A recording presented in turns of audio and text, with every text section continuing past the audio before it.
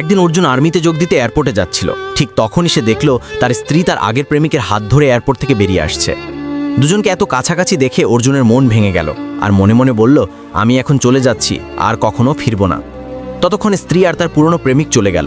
এদিকে অর্জুন ব্যাকপ্যাক কাঁধে এয়ারপোর্টের ভেতরে ঢুকে গেল। এই দুঃখভরা শহরকে সে চিরতরে বিদায় জানালো। ফোনটা বন্ধ করে ডাস্টবিনে ছুড়ে দিল। পাসপোর্টের দিকে তাকিয়ে হেসে মনে মনে বলল, অবশেষে আমি মুক্ত হলাম। ওদিকে স্ত্রী তার বয়ফ্রেন্ডকে নিয়ে অফিসে যাচ্ছিল। লোকটা জিজ্ঞেস করলো, তুমি তোমার স্বামীর সঙ্গে ডিভোর্স কবে নেবে? স্ত্রী তাকে ধমক দিয়ে বলল, নিজের অবস্থান মনে রাখো, আমি শুধু আমার স্বামীকেই ভালোবাসি।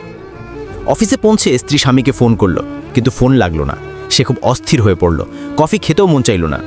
স্বামীর সঙ্গে যোগাযোগ না হতে পেরে সে রাগটা বয়ফ্রেন্ডের উপর ঝাড়তে লাগলো, আর তাকে খারাপ ভাষায় বলতে লাগলো।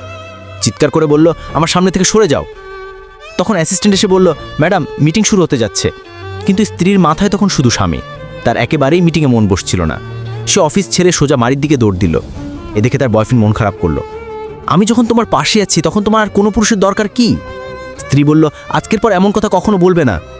কিন্তু লোকটা বলল, আমি তোমার লুকোনো প্রেম হতে চাই না। স্ত্রী চিৎকার করে বলল, আমি তো আগেই বলেছি, তোমার নিজের জায়গা বুঝে নিতে হবে। আমার স্বামী খুব ভালো মানুষ, কিন্তু তার সব পরিকল্পনাই ব্যর্থ হয়ে গেল। স্ত্রী বাড়ি পৌঁছে শুনল কাজের মেয়ে বলছে, স্যার কাল থেকে বাড়ি আসেননি। সে ভয় পেয়ে গেল, সোজা বেডরুমে দৌড়ে গেল। কিন্তু স্বামী নেই। বিছানার পাশে একটা চিঠি দেখল।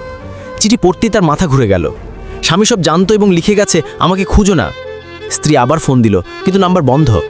সে পুরো বাড়ি খুঁজলো, কিন্তু স্বামীর কোনো চিহ্ন নেই। হাজারবার ফোন করলো, কোনো লাভ হলো না।